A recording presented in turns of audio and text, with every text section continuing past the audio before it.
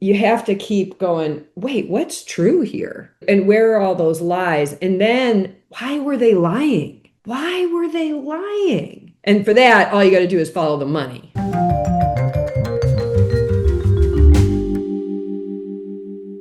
But for the sake of preludium, whatever that means, or prolegomemnon, there's a word, or an introduction or a I always preface. learn so much when I hang out with you. That's part of why I love you so much. It's like, oh, wow, I learned so much. This guy he gets the thesaurus out before he talks to people. And he goes, what are the fancy words that everybody will think I'm really clever? Anyway, it was a guy who called himself Zeus who introduced me to the word prolegomemnon. And Oh, my that's all I goodness. remember about him, that he changed his name to Zeus. Okay. I think it's a fancy Greek word for an introduction, but who knows? Yeah. Um, anyway, I'm John Atack, without any more ado, and this is Anne L Peterson, and the L is there so that you can distinguish her from any other Anne Peterson in the world. The million others. That's Yeah. right. That's right. And That's right. particularly as an authorial title, I believe. Also, I actually love my middle name, which is Loure, Loure, and which was my Wow, that's great unusual. aunt's name. It's very unusual, and Mm. Anne Marie is quite common, so people will often even just substitute that right in. I'm like, no, it's Anne Laurie. Um, but yeah, I should have put that whole thing in actually because I really love that. I Yeah, believe I, good I friendship. use variations of my name on my birth certificate. It says Jonathan Caven Atack, and Caven Atack is double barreled, which I hate because it makes people think that you have aristocratic pretensions or something. And in fact, it was my father's way of trying to get a commission when he was in the army, because in the British Army during World War II, you could get this: you couldn't be an officer if you were illegitimate. Oh my goodness. So he Yeah. rose to Warrant Officer One, which is the highest non-commissioned rank. He was the regimental sergeant major for the Royal Electrical and Mechanical Engineers, but he could not get a commission. So he took his father and mother's. His father's name was Atack, his mother's was Caven, and put them together. And we've been cursed, I and my brothers and our descendants now, with this surname, which sounds so poncy. I don't know, but I do use John Caven Atack if I'm publishing fiction, and John Atack for non-fiction.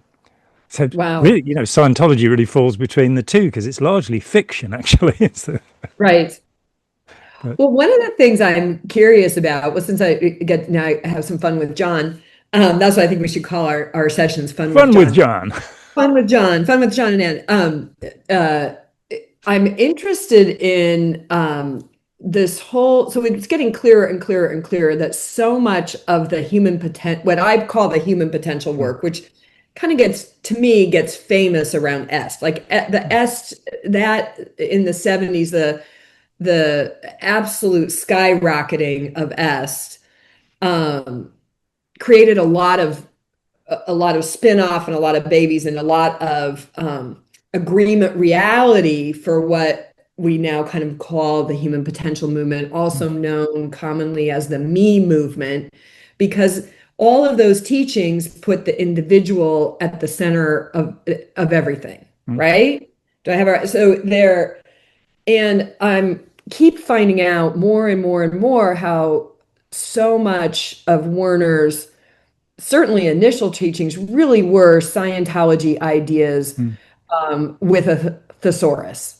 And quite literally, a woman, Marcia Martin, just published her book. She was there at the beginning. She was part of the encyclopedia crew of women that like went out door to door and sold encyclopedias and Yeah. basically generated the money for that Werner then used to start first his mind dynamics practice, then EST, and then in the early 80s he transitions as EST starts to die off. He comes out with a new thing, the forum,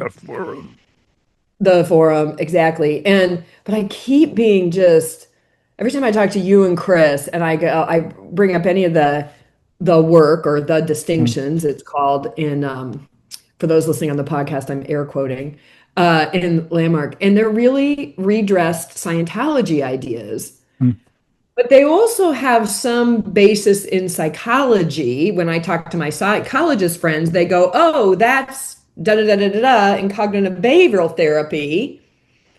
When I talk to my Scientology friends, they go, oh, that's da da da da da in Scientology. Nexium, oh, that's da da da da da in Nexium.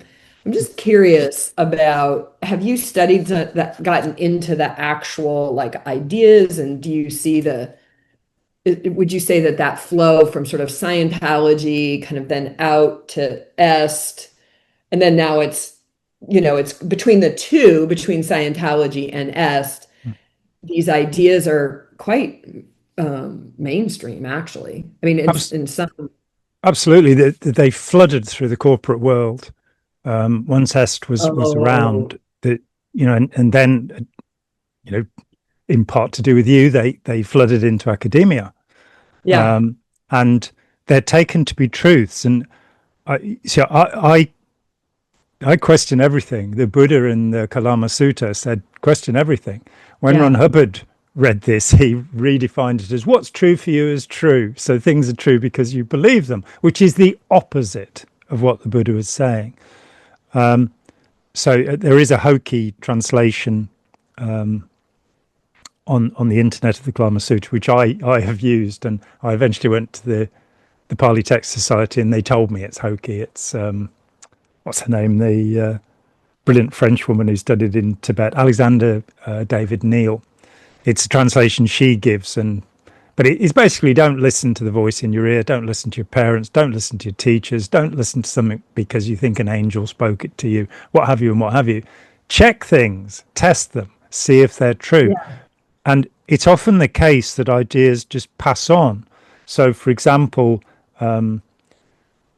drinking 8 glasses of water a day, there is no Yeah. medical basis for that. And 10,000 steps. Have you heard the debunking of the yeah, 10,000 steps? 10,000 steps. It's like the 79 minutes that a compact disc lasts. It's because the head of Philips, who devised it, they wanted to put his favorite recording on a single. So it was 79 minutes. Now you can make them at 90 minutes, but they were made at 79 minutes. Brushing your teeth for 2 minutes, not based on any. You brush your teeth until they're clean.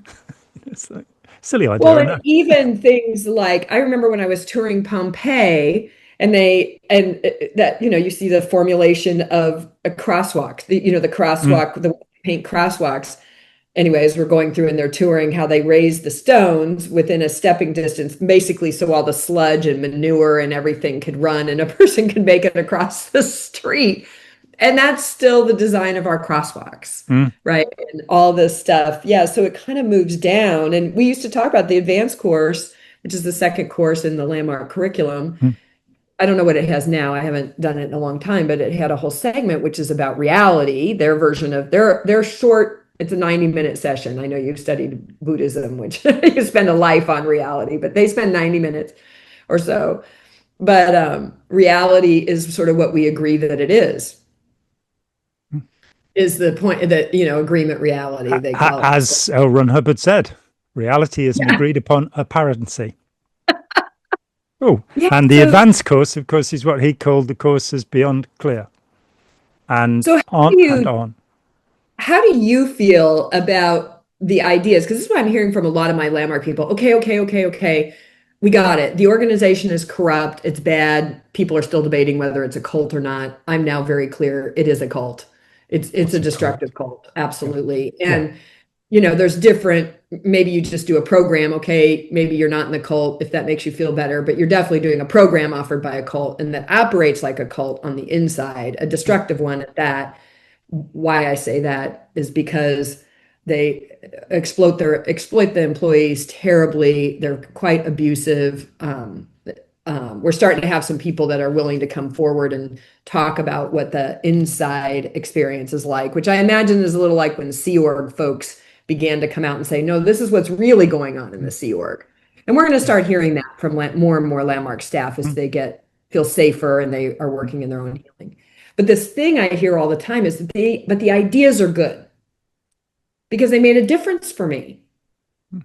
And they still make a difference. I hear this all the time, and I don't quite know how to respond to that always. And right now I've been like, there's Scientology, right? Which usually at least has people start to question, well, what do you mean? Um, but even just because they're Scientology doesn't mean they're incorrect or wrong or not useful or not helpful. So I'm curious how you think about that whole differentiation between the organization, the people that are running the organizations that these ideas are around, and the ideas themselves. Yeah, I mean, I for more than 3 decades have advocated that people push aside the idea of coming to a general conclusion and instead look at the specifics. So you take a specific idea from the forum, from Scientology, Nixium, mind dynamics, and Buddhism, and you look at that idea and you go, is this idea true? Is this idea useful? And what I found in separating out the ideas, see, the only way for me to get your head out of this stuff is to say I don't believe any of it anymore, because otherwise what these people are teaching is a method of interpreting the reality of the universe.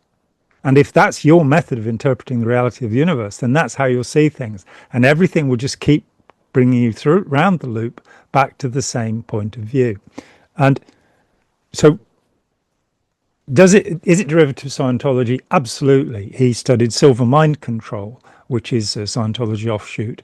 That's based on the idea that you can exteriorize from your body, what used to be called astral travel by Madame Blavatsky. So you can travel anywhere in the universe. And certainly in early EST courses, this was a commonplace. People getting out of the levels. Out It's of called their going heads. through levels, and then you could see, and you could see what was going on in others' bodies. It was essentially a parlor trick that they used in guest events to have people register, with the promise that if you did the S training, you would be psychic, essentially. I would be able to see what's going on in John's body. Poor you. Um, that, so it's not actually true. It's quite simple. There was a kind of wacky professor of psychology and parapsychology called Susan Blackmore. And when she was a student, she got very stoned one night and flew out over the rooftops. And so she became one of the first chairs of parapsychology. I think Oxford already had one, but she was at Bristol. The author Arthur Koestler gave the money for a chair in parapsychology at Oxford University. You don't hear very much about that. So she went on this great long hunt to find out about out-of-the-body experiences, exteriorization. And she wrote a book called Beyond the Body, which is, there are a lot of things she said that I don't agree with. So I'm not going to take her as an authoritative source on all matters. But in this, she interviewed a lot of people who'd had this experience, and she found that what they saw when they were out of their bodies was not what was actually there. Now, there are all sorts of made up stories about the particular famous one is about surgeons who put objects on a shelf at the top of a room, and patients who afterwards will say, oh yeah, there was a bulldog mug on there or something. But the source of these experiments has been impossible to find. It's one of those 8 glasses of water a day, or the thousands of stories about reincarnation that we hear, that when you track them down, you can't find out where they came from. It was, as we say in the UK, it was fat bloke at the pub who told me. And so take something like that, this concept, something that we really like the idea of, because if I can leave my body, then I'm not my body, and therefore I can overcome death. And as Ernst Becker said, our fear of death is kind of written drives in. It all. Yeah.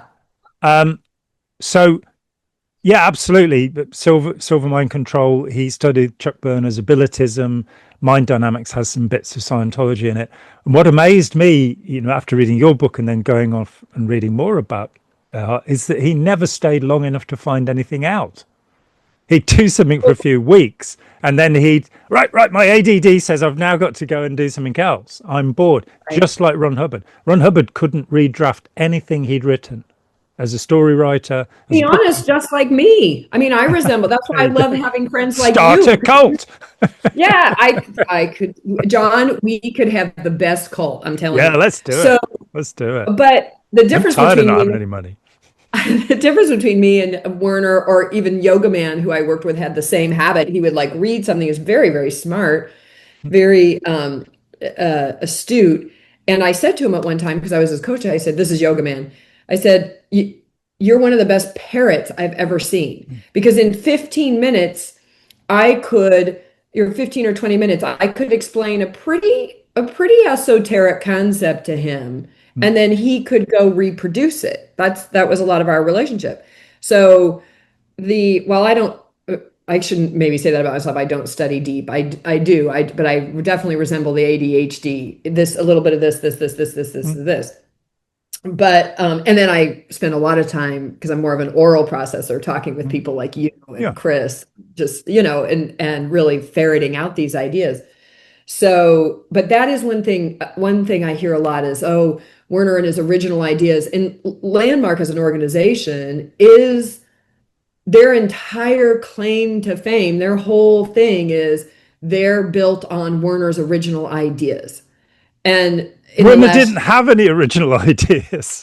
And he had original ways of articulating them, which I sat in rooms with him and a team. He always had a team with him of quite brilliant people, honestly. And they would discuss it and they would come up with, how they were going to present the idea, which sometimes it's different, in a way. So, okay, I'm not going to say maybe there isn't value in that, but they're definitely not original ideas. And he doesn't do a lot of his own work. He has teams of people that read books and give him synopsises. He has, teams. He sits around tables with, high level academics who do deep work and deep understanding, and loves to discuss and debate with them. It's very fun. I enjoyed it very much, actually, being in those rooms and around those dinner tables. It was very interesting. So I think he also is a bit of an oral process. Like if I just think about sitting there watching Werner work on the material, um, and I don't. You said something I really wrote down here. Is there true and or useful? Yeah. And I like that you separated those two things. And truth seems a little bit more malleable, although there are real actual tests for reality. Let's be clear, folks. It's getting very fuzzy over here in the United States. Don't know if you've noticed. Finding truth now is like a full-time job over here. It's really, You just really. go on Truth Social and retruth what you see there. Oh my God. Oh, don't get me started. Anyway, you but I useful, because that's where I bring my curiosity a lot, as I've been taking some of these ideas and going, well, okay, wait, is context really decisive? That's a big cliche in that. And I went and read up on context and da da da, and I'm like, what I'm coming to with almost everything is, well, sorta, on the truth side, like sorta, there's some relatively true concept in there that's been studied over time through multiple disciplines, da da da. And then is it useful? Quite often, but only if applied correctly, which does not happen in those trainings. Those trainings very often leave people with ideas that they then misapply, like use them to beat up on others or to give really terrible advice, or, oh, well, John, I'm sorry to hear that horrible thing happened to you, but if you just create a new context, you won't have to feel bad anymore. When maybe feeling bad is the appropriate reaction, kind of thing. That's what I mean by misuse Yeah. of the idea. So I think that's really an important thing to bring in our curiosity is this true? How am I testing it for truth? Like what's my validation? Am I using it to test itself? Am I And using, oh, that's great. Yeah, am I using it to with me with Scientology, one of the first things after I left, I just I was very lucky. I had this business partner, Mitch Beattie, and we left at the same time. So really smart, insightful, witty guy, and so it was great having somebody you could talk to. And we both had always been skeptical. You know, that there were around us people who anything that was said by Ron Hubbard would be true. I remember Mitch getting into trouble one day. We were going to a Scientology event, which we didn't tend to do, where they were trying to explain that they hadn't really infiltrated the US government and stolen huge amounts of material. And we were on the coach going down, and Mitch started making a joke about L. Ron's sideboard, because he'd gone from Hubbard to cupboard to sideboard, you know. And there was this 12-year-old with a furry moustache who was an ethics officer, and he was probably actually about 25, but he seemed like 12, who told us off and said that what we were doing was joking and degrading, which is not allowed in Scientology. And we just kept on. And so it was for us throughout our career. So when we met people who seriously believed that L. Ron Hubbard had superpowers, we, were a little bit, but we both of us went off to find the widest range of disagreeable material we could. And one of the things that was very powerful was Thomas Kuhn, The Structure of Scientific Revolutions, a paper from the early 60s, where he introduced the idea of the paradigm shift. And how it is that in a generation in science, a new idea will come up, like the idea that doctors should wash their hands, for example. Yeah. The man who brought that idea forward was driven mad by being ridiculed by his fellow doctors. What a stupid idea, washing your hands. Well, this is why it's risky for us to be out here on the edge of ideas, Yeah. You always wash your hands before you have an idea. And there'll be a paradigm that this is the way it is now. You've got to drink 8 glasses of water a day. You've got to brush your teeth for 2 minutes and everything will be fine. And we love rules. When we see somebody jaywalking, we might think they're wrong. It could be there's nobody in this country you're allowed to cross the street, but in the US, Hey, I'm from Seattle. That is definitely against the law in Seattle. We're notorious. People make fun of Pacific Northwesterners because they will only cross on a crosswalk on a green light. Yeah. And he goes, so this is how we've been robotized in society. Oh my God, what am I not seeing about myself and how I behave? So with Scientology, I'd done the data series evaluators course. Very few people do it, and it's meant to be like the peak and pinnacle of logical thinking. And I'd done this course, and I started applying it to Scientology, which you're really not meant to do. And so one of the outpoints is altered importance. And so I asked the question, what are the important things in Scientology? There are thousands and thousands of bulletins and policies and executive directors and flag orders and orders of the day and advices and 3,000 lectures. What are the most important parts? Because if altered importance is significant in terms of logic, then when I came to write Let's Sell These People a Piece of Blue Sky, a history of Scientology, I realized there is nowhere where the fundamental cosmology of Scientology is stated. So I wrote it as a chapter in the book. But I had to take pieces from all over, and you're kind of going, for example, are we individuals? Are we permanently individuals or not? Well, to find the answer to that question in Scientology, you have to go to a book called Creation of Human Ability, published in 1954. And you have to go to Route to Process, I think it's 47, Separateness, where there's a little footnote. He says, we are all completely, absolutely independent. We do not belong to one great mass of being or theta. And you're going, that's quite important. Why isn't that? And the more I applied its own rules to it, the more I realized that it could not and did not work. At the same time, realizing that Hubbard was a liar. And once you've realized that the person teaching you is a liar, you are in trouble. And we have all of these kind of the childish need to depend on a parent and to somebody who's given us the truth.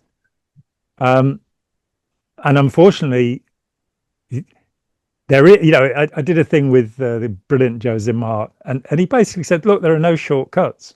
When that's the bad news, isn't it? I mean, like, that's you have really to do the work. The whole thing in all of it, the Bible, human potential, like whatever. I'm reading Braiding Sweetgrass right now, which I just love this book. I don't ever want it to end. I read just a few pages a day, so it'll last forever. But when I'm reading it, I'm like, we really do seem to seek this truth, but I don't think it's truth we're actually after. I think it's certainty. I think Yes. it's certainty that we're actually after, because the brain interprets certainty as safety. Mm. So certainty and safety get very close. So if I'm certain that John is this way or Anne is that way, now I know how to behave, but I also know when they're going to hurt me or not hurt me, except for we find out regularly that we don't know shit, like that whatever thing that Exactly. we believed. And that was really what happened to me with Landmark in a long way. I often say I'd love to be able to sit here and say like some, you know, goody that, finding out that Werner was hurting his staff and stealing their money is what had me break it, certainly had me lose affinity and lose respect. But the truth is, I really got ejected from the spaceship when I went on to create my next project, and the C-suite of Landmark came to me, the people who I thought were my friends, my darn near family, and said, "Well, we're going to sue you if you have anybody from Landmark in any of your courses." Like they own those people, and they went and threatened the people that I was thinking of doing business with. Mm. That is when I got ejected because Chris's new model that he's developing, the REM model is so great, but that's when like they did something so egregious Mm. against my sort of moral and emotional code that I couldn't, once I got done crying, which was about 6 months of just pure heartbreak and betrayal Mm. and devastation, and started looking at, well, wait, maybe they're not who I thought they were. Maybe those, and then I started to look at that, and, people started to give me information. I found outrageous betrayal. All of that. Mm. And so then I get clear, like, oh, the fundamental lie I was given was that Werner didn't have anything to do with the organization, other than it was his original ideas upon which it was built. So that's the one lie that gets Mm. separated. And then he But put his now I've siblings in charge of it so that. Yeah, and then but it still takes me like 3 years to even get to that point, and now it accelerates. So in the year, it's been a little over a year now, a year and some months since my book came out, and now I've had so many more conversations with so many more people like you, like Chris, but also many Landmark graduates that have had really harmful and horrific experiences. And with each one, you have to keep going, wait, what's true here? Mm. What's really and where are all those lies? And then why were they lying? Why were they lying? And for that, all you got to do is follow the money. Like then that gets right. You start to see the Yeah. corruption, the corrosive effect of the money, right? So that you just start following the money. And if you follow the money, you start to find all kinds of, as Mike Jensen would, out integrity practices, like where they're not. Standard Scientology word, of course, the concept of integrity. Really? Yeah. So, oh my gosh. And then you kept going, okay, wait, there's less truth and less truth and a lot more deliberate Mm. lying. And then, at a certain point, it's just like, okay, this is not what they said it Mm. was, And period. if you take the concept of reality as preached by Erhard and Hubbard, that it's something we're making up between us. Yeah, Reality. yeah, it's an agreed upon apparency. So that really takes you through the looking glass into this place where you're saying, I agreed with Werner, therefore I believed it was true. And that takes us into the certainty level. And certainty is, I think you're absolutely on the money. This is the most significant concept there is. And we rush past it without thinking about what it means. Now, William James, the great William James, founder of both the British and the American Societies for Psychical Research, in case anybody was wondering about him being some awful sort of materialist, he, in Varieties of Religious Experience, which he published, I think, in 1902, starts talking about noesis. And he says, there are feelings of knowing. there's this point where you're sure that something is true. Now, I always tell the same story about the born again who said to me when I was 17, I don't understand the Bible, but I know it's all true. Understand and know, to me, they mean the same thing. So that's right. Yeah. I don't understand it, but I know it's true. That's sort of, okay, so you've taken it on trust that it is true.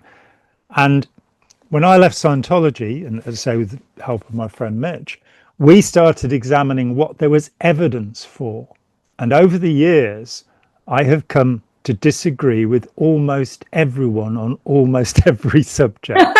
When, every What book fun. on, it's, it, and I'm a happy bunny. It, keeps me, and I'm not nasty about it, but, or try not to be, but reading books by leading neurologists. And again, Mitch introduced me to Oliver Sacks in 1985. I think we read that, the man who mistook his wife for a hat, which completely changed my view of human beings. They're not necessarily crazy or stupid. It's just that part of their brain isn't connected anymore. How fascinating. So somebody's got Broca's aphasia. Yeah. They have difficulty finding words. Well, we all have difficulty finding words from time to time. And as we get older, more so.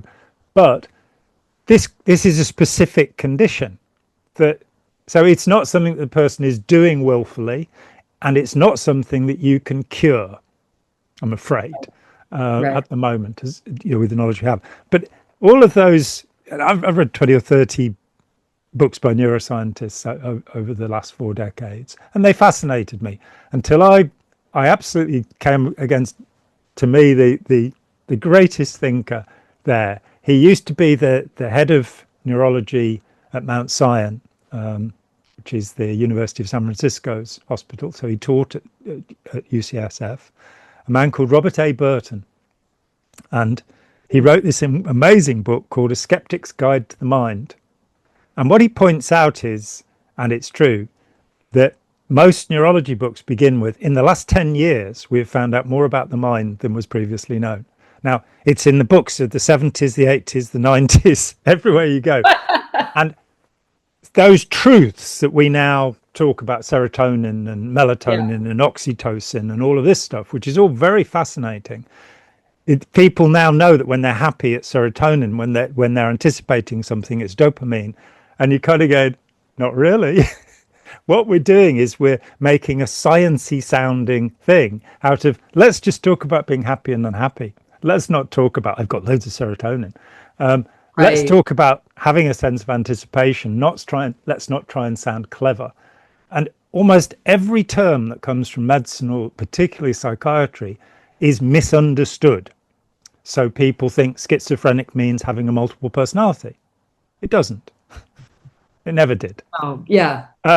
People talk about you being paranoid. Paranoid is actually a psychotic condition. When you're being a bit anxious about things, it doesn't mean that you're having a paranoid delusion. People talk about psychos, meaning mad people rather than psychopaths who are not in the least bit mad. And on and on and on. The word moron, meaning less than 100 IQ, it comes to, and on we go.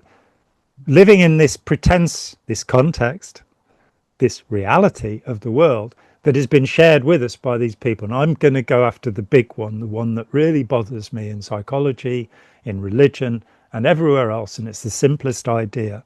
You have an enemy inside you that you don't know about.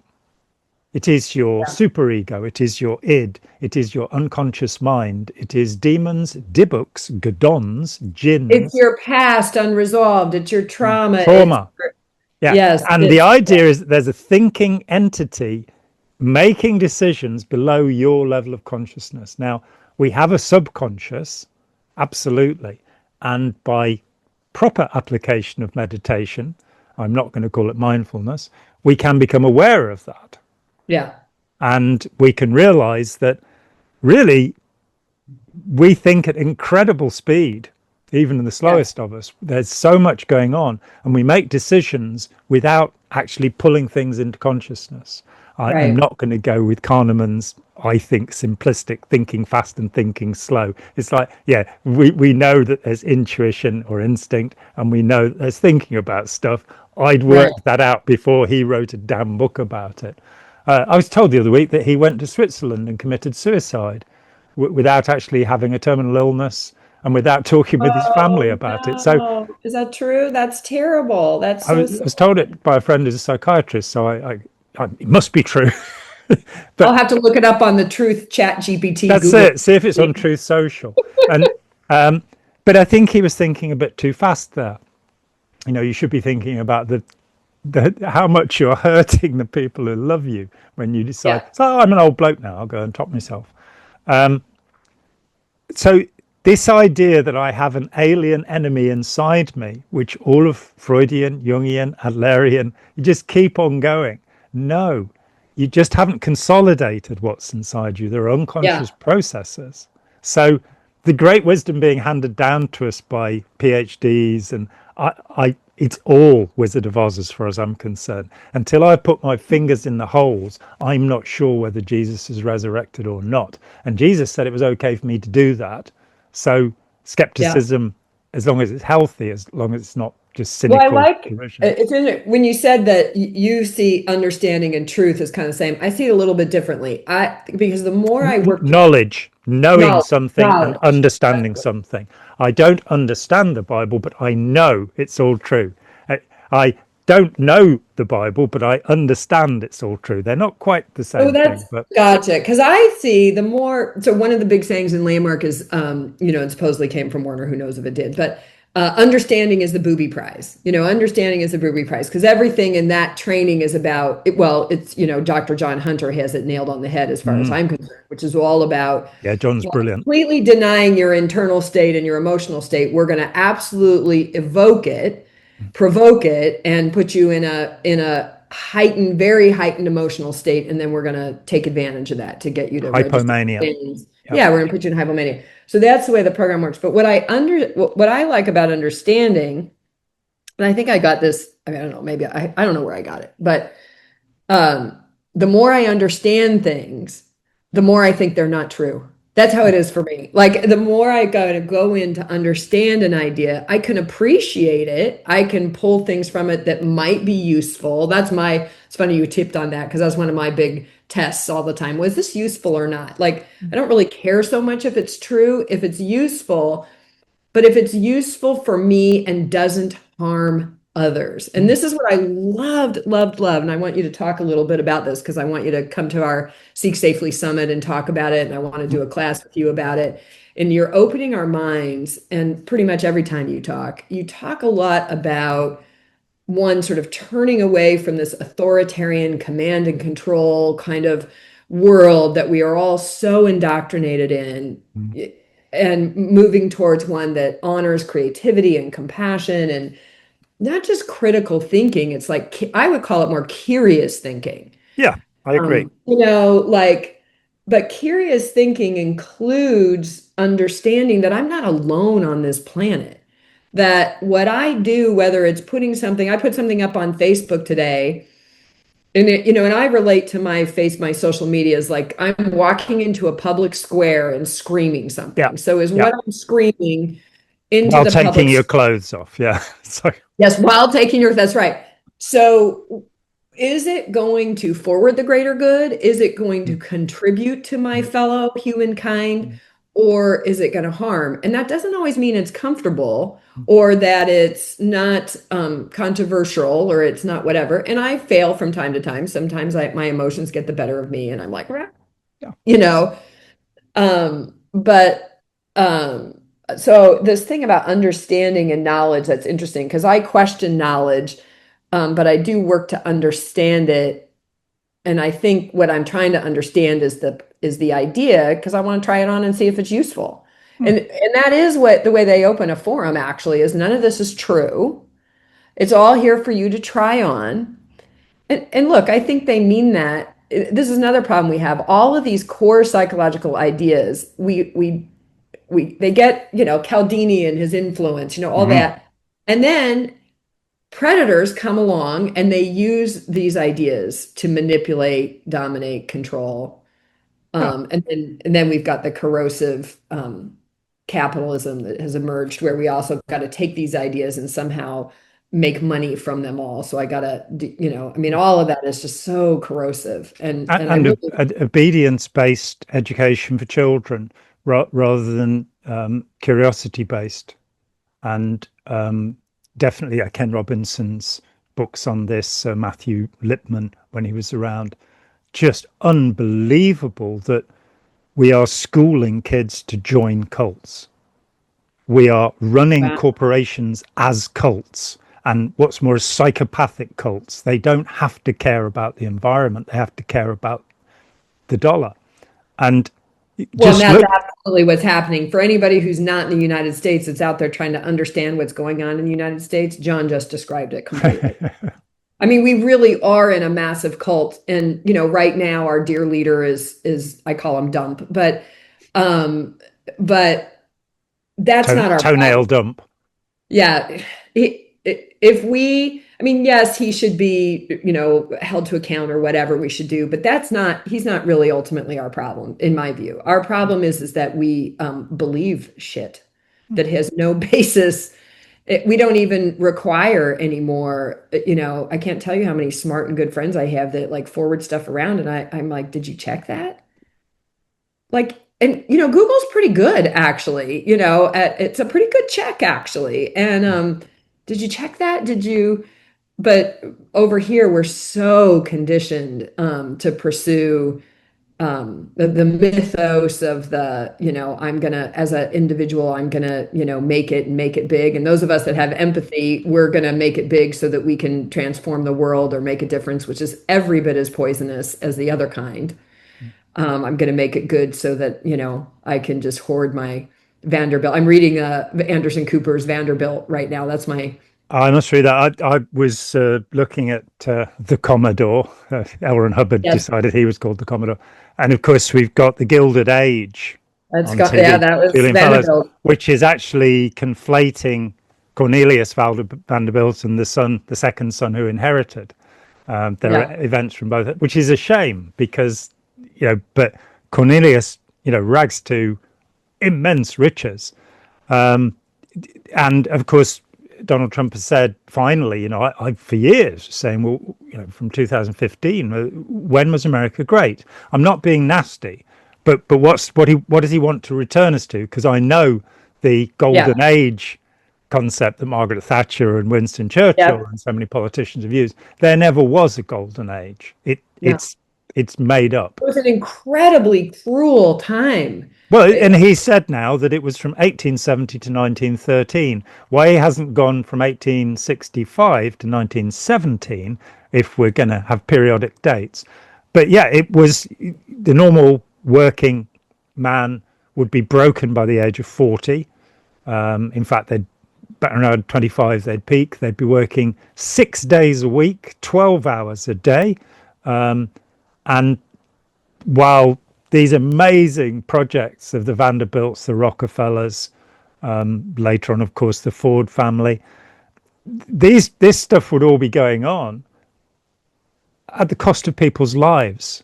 When you look at Carnegie, oh, and whole nations, we lost, whole indigenous nations. We've destroyed land. yeah, Yeah, it's I'm like, that's what we're trying to get to, but it all rides on, to me, this is the cultic aspect. It all rides on this misbelief that I, as an individual, could somehow, if I just work hard enough, I could be one of the ones to benefit from that. mm, And that is the lie that to me is in the midst of all of it. The other lie I had a set up the other day, it just literally came up almost out of a dream state and got the whole lie of the human potential movement is that I'm in control.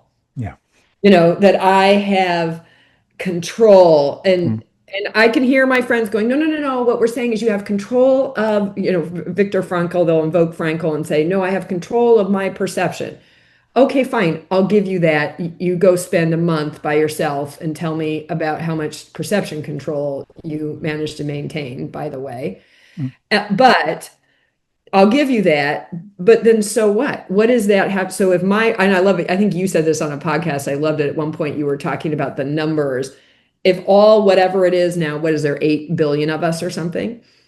If all 8 billion of us had total control over our reality, it doesn't make sense. Like you can't even follow the logic of it. And that's where the context is decisive thing broke down for me when I started reading what the actual meaning of context is, which is the external world and circumstances where it meets our internal view. Mm. So it's raining, which I have no control over. And No, then no, I have it's because a you view wanted it about to it. rain. Yeah, I have a view. I'm going to either have a positive view or a negative view. So it doesn't take that many more words to take those cliches out to something that's more closer to the accurate truth of those statements or those ideas. But you don't make money off that. You got to make, and people don't realize how much they are the ones that are feeding this. I mean, look what's happening in the financial markets right now. I mean, the people who know what's going on are getting out because they know that things are massively overinflated, overvalued, and so on. There's not a reality behind a lot of those companies. There's not profitability. There's not revenue. It's all plumped up. But the people who will be the last to get out are the ones who they'll get out because they lost everything. Yeah. Um, So South be, Sea bubble, or yeah, the dot-com boom. yeah. And yeah, I mean, I I think that the reason that Trump came to power is complete exasperation with the lies and deceptions and evil of politicians. And Mm, that it got to a point in the 90s where they the spin doctors started writing books. Philip Gould, who went on the Clinton campaign, took the Clinton campaign and gave it to Tony Blair. And I remember watching that in 97. And I'm not politically particularly biased. I'm certainly not a communist, a socialist, a capitalist, any of these labels. It's, not interested. I seek to be a rationalist. And I do believe in democracy in some form. But I think if you give, if you look to the first democratic society that we know of, the Attic or Athenian society, they voted to commit 2 genocides, right? They voted to commit 2 genocides. So yeah, that's going to give you a little bit of a pause about how we do this. But I think because the spin doctors here, we had Derek Draper, Alistair Campbell, they all wrote books about how they'd conned us. And I think yeah, our how can you trust these people? Looking back and, with all the JFK stuff coming out now, there's only one person in the world who could have got in the way of the proper investigation of the murder of JFK. And that man is Lyndon Baines Johnson. yeah, And you're going, and he put 400,000 American kids on the ground in Vietnam to achieve what? You know, yeah. And even the civil rights stuff he did was twisted because it was based upon trying to get more votes for Democrats. And kind of going, oh, so it's not that the Republicans are evil and the Democrats are good, which is what I'm hearing. It's they're evil. That power But tends then to corrupt. how do you explain that we then, get behind, and I know it's a minority, so I want to acknowledge, I mean, we have a I know he won the popular vote and all that stuff, but it's still, if you look at the people, not very many people vote, near the amount of people who could vote. I believe we got him by virtue of apathy, Yeah. which is, checking out of the system, which I'm even myself as somebody who's been pretty committed to being active and aware and awake and finding it very difficult to not check out right now. So I'm, developing my own system. I say I watch politics like you watch an eclipse. That's how I do it now. I'm like, ugh. But so how would you then explain kind of continuing that then we turn around and vote for the most, I mean, corrupt, corrosive. I mean, I always say, but by virtue of birth, this is a guy who would have been on a corner in New York in a velour suit selling bad watches, Oh, yeah. and it's so obvious. Like I mean, I've thought that since the 80s, like when I was barely, able, 20s. I mean, I was in my 20s.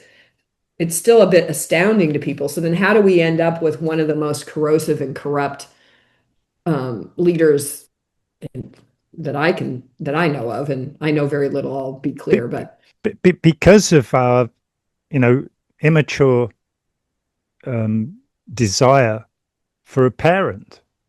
Um, uh, you know, when Hitler, you know, the reality is that the German economy was in recovery when Hitler came to power. There had been two collapses, not just one.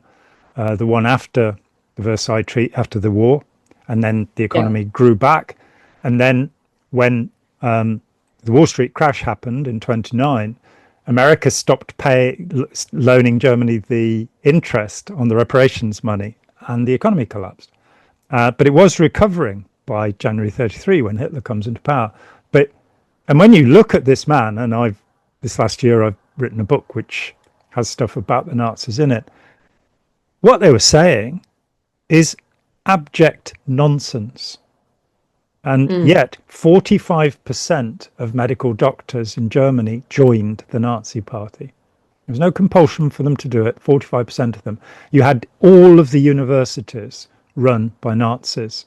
Konrad Lorenz, who was given a Nobel yeah, Prize, I think, in the 70s, which had to be taken away from him when it was realized he'd been a professor, and it wasn't a secret. yeah, After the war, the Siemens family, you know, let's not get too specific, the Porsche family, Dr. Oetker of Onken Yogurt, they funded Hitler's ascent to power. And the two Siemens brothers, one of them goes to trial, the other doesn't. And the one who goes to trial, they say, well, you've been a very bad boy, go away. They bought 100,000 slaves from the Nazis. They built the V2 rockets. And yet, they're still, here we are. So the world is still being, you know, I don't believe that, you know, the Nazis, you know, that Hitler's still alive on the moon or anything like that. He's on Mars, obviously.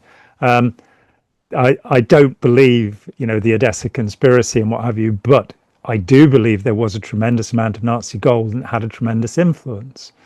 And we're in an incredibly corrupt world where people, you know, like Bill Gates or Elon Musk have been lucky.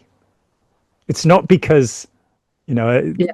one of Musk's employees was saying he's an Einstein. And I'm going, in what respect is the guy who says, when he's asked by Joe Rogan, so you're the chief designer at SpaceX, what have you done? And he said, well, I made the rocket pointy. Oh, for God's Now, sakes. Einstein's relativity theory, special and general, is a little more complicated than that. They were people who got very lucky and accumulated a huge amount of money and believed that because they'd accumulated a great amount of money, that was a sign from God that they were better people and you know, in a position to tell the rest of us what to do. The ancient notion of blue blood, where the thugs take over a chiefdom and then rule. So when, you know, the great example in history, one of the many great examples, in 1066, a man called William the Bastard in his own time, called William the Conqueror these days, came over, slaughtered the nobility of the Angles and Saxons, destroyed their relatively harmonious system, and introduced fascism, or what was called feudalism, so that a tiny amount of them in their stone keeps could run everything. And, you know, Aryan race theory, Yeah. what have you. That, which does actually come from a misinterpretation of Viking ideas to some extent. Just this people who are going, we're better than you are, so we deserve the best, and that means you are slaves. We are seeing it right now. Artificial intelligence is probably going to take 20% of employment in the next 2 years. And there is nothing in place to say, well, gross national happiness is what we should really be going for. We have created an underclass of people who can't get work, for whom there isn't work, who will be blamed for not having jobs because they didn't get on their bike, as our politician Norman Tebbit put it under Margaret Thatcher. So, well, I'm curious so if you had a magic wand, as it were, and this year in the, Seek Safely Summit, we're going to be hosting in November, we're going to be talking about building solutions. And Yeah. I'm actually meeting with the board tonight, and I've already put on the presentation that you need to be there because you're one of the handful of people that not only has studied the problem, but is actually looking towards, okay, solution. Like, Yeah. and I'm going to give a caveat here. There is no a solution. There is No. no a problem, right? But for simplicity's sake, so if you had a magic wand, what would you input into our society? Like, what would you offer Well, as if I had funding, yes. and Okay, very good. there's no magic Now let's get necessary. straight about what magic wands actually. It's funny, I have a little magic wand, and it aside from a goofy crystal, look what it has in it. It has a dollar bill. Anyway, Excellent. Ain't that the truth? If I had funding, there are projects over the last 10 years that I've tried to launch. And the first and most obvious one, I got some ways into doing this, and I might be able to finish it one day. I just have just too many things. But the first would be a course for 11-year-olds to teach them about fake news, propaganda, and advertising, and to then go on through the various principles that I've tried to make comprehensible in opening our minds, which that book is the consequence of a lifetime of going through all of the material and going, well, when Michael Langone was running the International Cultic Studies Association, which he did for decades, he read the book and he said, this is the first time that anyone has shown that this is pervasive. It's in every aspect of our society. Who cares about cults? It's not about cults. It's about authoritarian attitudes. And so showing, having 12 lessons for kids, and it wouldn't take very much money. This is the despicable thing about this, that there are people, like George Soros and what have you, who claim that they want to do something pro-social, but they don't come near us. Because we're people who are saying, no, we will change society by giving children access to an education that is not about being obedient. It's not about following groupthink. It's about what my friend Ira Chalef, who should be invited to the summit most definitely, what he calls intelligent disobedience, what he calls courageous followership. So he's been very successful, and those courses are available. All of the US military and their civilian supporters have been trained in courageous followership. So it's going to be very interesting to see what happens in the sanctuary cities as the military are sent into them to try and create martial law. Little side note on that, I just read a story, I think it was in the LA Times this morning, or somewhere, I don't know. I just skimmed through news, and they were talking about the re-upping rate of people, which is typically about 61% people re-upping into the National Guard, re-upping into this. Anyway, in the last couple of months, it's dropped to 20. So that tells you sort of what's starting to go on. And, as many of us over here in the United States, I mean, I have huge empathy for those poor soldiers that have to, are wading into Washington, D.C. and, suddenly being ordered to, they're not actually doing any activity. The truth is, so far, they're standing at tourist sites doing photo shoots. Selfies, yeah. Yeah, well, no, they're not doing selfies. Tourists are doing selfies with them, yeah. Them, I mean, it's just the whole thing is it's a reality TV show. I mean, our country is being turned into a reality TV show. Maybe it always was. Yeah, maybe it always was that when we look to Tammany Hall and we look to the way that the political parties, it, as an outsider, to me, it's a shocking thought, a truly shocking thought, that the Ku Klux Klan was an aspect of the Democrat Party, and it was the Republicans that stopped it between the Democrats. Wars. Yeah. And so, with the Dixiecrats and all of this, I would also like a historical investigation into the corruption of American politics, and I would like kids to be taught about that. So, I mean, one of the projects I had, because of these crazy ideas about Islam, that all Muslims are terrorists, this kind of, when I studied terrorism in significant depth in the 1990s. So when 9/11 happened, I was ready to go, and I couldn't get anyone interested. So what they did was, you went from there being 479 members of what was called Al Qaeda, when the towers fell. Now, in fact, there were four groups, and two of them were definitely not under the leadership of the person who was telling Osama bin Laden what to do. So you had the Maghreb in North Africa, and you had the Malaysian, Bornean groups, that Al Jamilaya, that they were not actually part. But even so, those four groups between them, the Islamist terrorists, there were 479 people. Within 2 years, through the actions that were taken, there were 35,000 members of those groups. But I started going, well, we need to teach kids about how, Europeans learned to wash. Soap was invented by Muslims, and the idea of being clean and smelling nice, that's a Muslim thing that came, and it begins the Renaissance in Europe. That all of the Greek texts come back to us from there. All of our universities, Bologna, Sorbonne, Oxford, are founded to discuss Avicenna's, was it Averroes, is one of the commentators on Aristotle. Not Aristotle itself, but what this brilliant Muslim mind. That's the one part. The other part is looking at what happened when the Ottoman Empire was, quite rightly fell over in 1918. The horrors that the British and the French and later the Americans visited on the Arab world and continue to this day to do. It's sort of get a context, and I'll put that forward and somebody go, you can't trust any of these people. When the first Iraq war was declared, I was in Bishop, California, and I went into a newsagent's, and this huge guy with a gun on the wall behind him said, "What do you think about Iraq?" And I was, thankfully for me, with a very clever journalist who managed to give him a neutral response, and he didn't realize what was being said. And he looked at us and he said, "I think we should bomb those fuckers flat." This is the cradle of civilization. You've never met anybody that came from this place. Why do you want to kill all of these people and their children?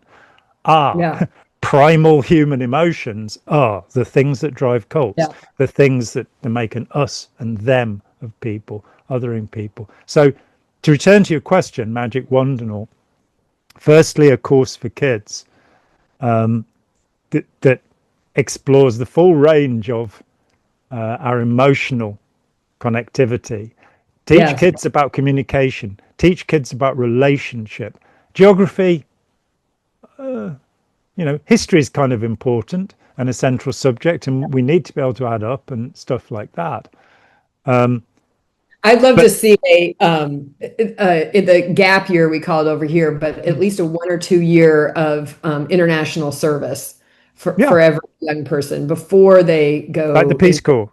Yeah, I tried to get my daughter to join the Peace Corps. I'm like, something that exposes us to others, because then you start to see it's all so silly. Wow. Yeah. My mum, who she left school when she was 14 and had 10 years working at Boots, the pharmacists, as a secretary, and did night school and all of that. And she went on she had 23 years in our Conservative Party, the Conservative and Unionist Party of Great Britain and Northern Ireland, to give it its full title, the Tories. And when Margaret Thatcher was made leader, she resigned because she'd met Margaret Thatcher. But along the way, she worked on a project called the Child and the Young Offender for the government, and they came up with some recommendations, and one of hers, which I think she was right. At the age of 14, you should leave school and you should work until such time as you find out what it is you want to do with your life, and then go and study.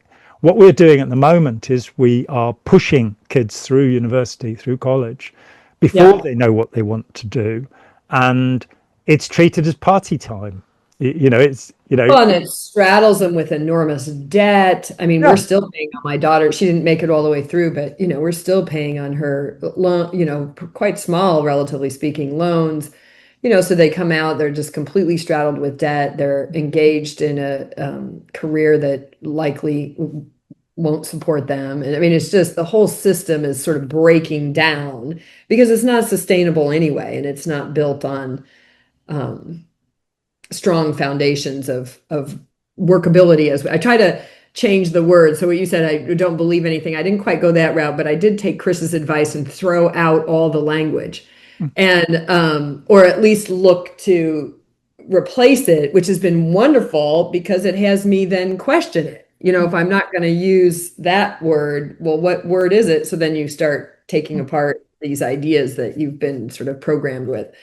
But that's really wonderful. I love it. And 11 years old, that's a very key and integral time in human development. That would be an absolutely perfect, just I'm doing an advanced neurological and compassion-based coaching, consciousness coaching training right now, and loving it, learning a lot of the last 10 years. More advances. Yeah, I mean, there have actually been meta-analyses of oxytocin, serotonin, and melatonin that have said that what we believe is not true. We don't know that melatonin regulates sleep. We don't know that oxytocin apparently can be an aggression chemical as well as a cuddle chemical. And serotonin in certain parts of the brain is poisonous. So we just like simplistic ideas so that we can other people will think we're clever, We're certain we're safe. I swear that everything leads back to, wow, John. Well, this is really amazing. Well, I love playing with you in this capacity and thinking and learning. And you always have me think of things, whether I'm listening to your show or talking with you, but thinking about things in new ways. And I had the pleasure, thanks to you, of meeting Steve Hassan, and he was telling me he was sharing a bit of his disappointment that the cult of Trump isn't, more people aren't gobbling it up, given, the vast majority of people, particularly here in the United States and certainly the world, can see what a nincompoop he is, and how easily manipulate all this stuff. But I said to him, I said, well, you picked the wrong name for the book. And he's like, what do you mean? I said, people don't want to know they're in a cult. It's Cult Recovery 101. You can't start with that because they can't digest that out. So the book is written for people who are not in that mindset. So now you got a bunch of people that agree with each other that are, reading that. So we have to, I love this idea of where you're going with education and learning how we're so easily swayed and manipulated, and how we've been, and this is what I loved about opening our minds, is how we've been conditioned to acquiesce, how we've been conditioned to fall in line. And that doesn't mean we have to be some crazy rebel, because that's the flip side, right? I've got to somehow be this. Just the opposite of the same thing, yeah. Yeah, no, not at all. It's like, no, curiosity. To me, curiosity is the place to start, like real, genuine curiosity for its own sake. And then recognizing we are on a playing field and we are restricted by the confines of that field to an extent. Hopefully you and I don't end up in our lifetimes in trouble for speaking this much conflicting truth. I have had a certain amount of trouble. I had 16 years. It's scary over here, I have to tell you. I'm like, ooh. So, but a friend of mine pointed out, how am I going to use my privilege? I am a tall, white, pretty woman, all of which have been shown to give privilege. And so in my case, I'm going to use it to try to explore and expand our awareness of the ways in which we are engaged in things that aren't ultimately healthy for us or the planet or each other. No, and this sort of trend towards conformity and subservience never leads to satisfaction, fulfillment, or happiness. And we are just about to see the greatest societal change ever, beyond what the Industrial Revolution did. And it's being done to us already. We're already cybernetic. Are you speaking of AI, the emergence of AI? I think it's the whole package. I mean, it would be AGI, artificial gay intelligence, as I think of it. I know artificial general intelligence, and I mean gay in the sense of Cartman. Well, okay. Cartman and gotcha. And his friends. Okay. I don't mean anything pejorative about gay people at all, and never would. But I don't think we're going to achieve artificial general intelligence. I'm still not convinced from what I'm reading.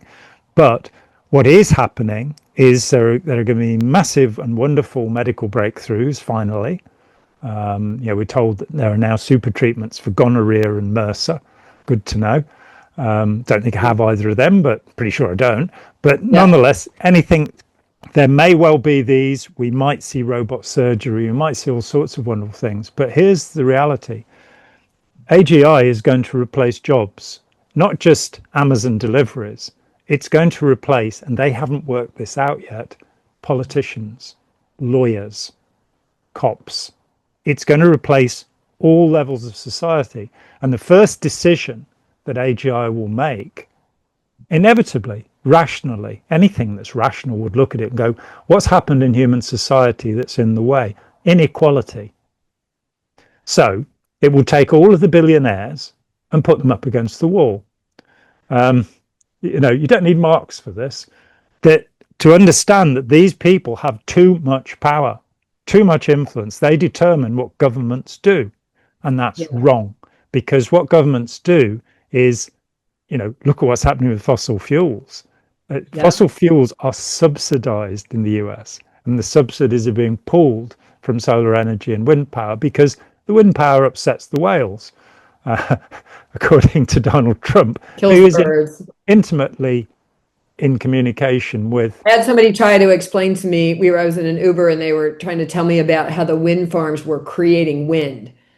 And I was like, okay, that's not how that works, sir. Like that's not, it's not like the fan that, I have a fan above me, right? That's not how those work. And I can change my fan, by the way, to either pull the heat out of the room, or I can push cool it. I'm like, no, that's not what's happening. I live in Texas, but here's the thing. When you drive across Texas, this is what's sneaky about that. So yes, they're subsidizing all that. We'll see how far that goes, because you know what's happening in Texas? Massive solar farms, massive wind farms. Even T. Boone Pickens, who was one of the pioneers in the whole fossil fuel thing before he died, was going around saying, no, those are going to run out. The future is in solar and wind. Now we can't have just solar and wind. That doesn't work either. But that it's funny when you drive through Texas, it's being, as much as there are oil fields, there's even more wind. And I have the dashboard now because I lived through a 4-day stint in sub-zero temperatures with no electricity in my beautiful suburban neighborhood, which drove me to learn all kinds of stuff about power grids.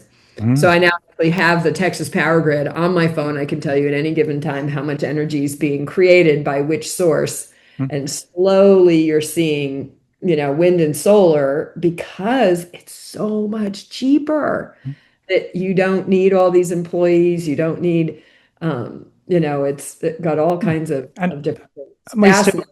We still have to be very careful and very thorough about the components we're using to make these things. And the cost of and we have no storage capacity. So we are, which is why they, continue it. So so that's really interesting. I hear you. Okay, well, exciting times to come, eh? Yeah, one way or another. And hopefully, I finished with this. In 1977, I went to art college, and I found out two things. I found out that the Dutch government was allowing artists to basically get dole money without having to look for a job, so they could be artists. And I thought that's good, because the society needs more artists. At the same time, I found out that Fiat were robotizing their factories, and I went, oh, that's good. That means that we won't have to be the robots anymore. And instead, what they did was they farmed out the work to special economic zones around the Pacific Rim and enslaved people there, which is still happening. Our goods from China are still coming from deprived people who are most certainly not living the ample lives that we are living, instead of robotizing. And my thought was, well, we robotize. That's the one thing. 1977, we robotize, and we get people to learn how to make stuff again. Handcrafted things. You go around a nice medieval church or something, there's all this carving. Get people to do things that make them feel they have a sense of purpose. And let's forget that the purpose of life is to have a tiny number of extraordinarily rich people who tell the rest of us what to do while we live in misery. That it's not what humanity is for. And one parting idea, James Webb Telescope, the Hubble, told us Yeah. that there are 10,000 observable galaxies. James Webb has now counted 780,000 galaxies. Our own galaxy, the Milky Way, has 100,000 million stars in it. That's like our sun, only bigger, most of them. Imagine how many billions, trillions, quadrillions, quintillions, Yeah. sextillions, septillions, octillions of conscious beings there are in that space. How arrogant we are, believing that we're important and believing there's a God who's listening, who's concerned with everything we do. How arrogant we are to think that our karma has anything to do with anything. We need to just get on and be kind and Yeah. stop hurting each other. And This is why my realization that I have no control has been the most liberating thing. exactly, I'm yeah. just like, woohoo, okay, well, what am I going to have for breakfast? Mm, Like if that, it's so great. And that's, I think, where we have to start is breaking this mythos that we are somehow the center of this incredible universe and no, or somebody else is that we have to obey, right? I love it. yeah, That no, we're here floating along in the midst of chaos. And, our number one job is to just be helpful to others and mm, to ourselves first and to others. So, yeah. And to live in the now, not in some socialist workers' paradise for our grandchildren, not in heaven, or right. the heavens of the Buddhists or what have you. None of that stuff. To We'll have to pick this be up in our now. next conversation because the human potential thing tried to take these wonderful ideas from mostly Eastern spiritual traditions and then make them both into a commodity, but also something that I can control. So all I have to do is be up to something bigger than myself, have a really good plan and a really good team, and we can change the world. Mm, And that is bullshit. yeah, That's what yeah, I've come to see. And I taught that for years and mm, believed it for years. mm, And it's really liberating to let it go. And it doesn't mean that I can't live a life that makes a difference, that I can't live a life of quality, that I can't live a life of joy. I don't have to be slaving away to some external purpose or mm, goal or whatever in order. I mean, it's just the same thing in our industrial nation, but applied to our being. yeah, And it's the same process. And it's all just silly, really. And yeah. that's what I've been coming to. And thank you for your part in that, because My my pleasure. buddies John and Chris and that I've been listening to are so great. And Mark Vicente, just Mm, sort of expanding, thinking in different ways and letting go of the trappings of and the desperate need for certainty and the mm. trappings of some truth that I could somehow bestow upon others. And Um, it's sort of there's your mindfulness in one stop. I am here now. I'm not worried about where I'm going right. to be then.